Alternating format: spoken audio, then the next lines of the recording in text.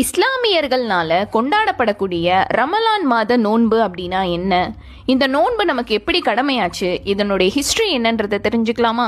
இஸ்லாத்தினுடைய 5 தூண்கள்ல, அதாவது 5 கடமைகள்ல 3வது ஃபர்லான கடமையாக இருக்கக்கூடியது தான் நோன்பு.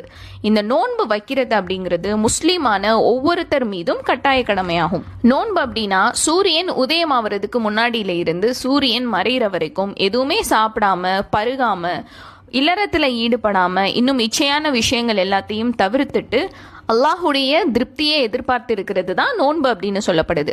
ஆரம்ப காலகட்டத்தில் ரமலான் மாத நோன்பு கடமையாகிறதுக்கு முன்னாடி மக்கள் எல்லாரும் ஆஷுராவுடைய நோன்பு தான் ஃபர்லான நோன்பா வச்சுட்டு இருந்தாங்க. ஆனால் அல்லாஹ்விடம் இருந்து எப்போ இந்த ரமலான் மாத நோன்பு ஃபர்லான கடமையாக மாறிச்சோ அப்போ ஆஷுராவுடைய நோன்பு அப்படிங்கிறது சுன்னத்தான நோன்பாக மாறிடுச்சு.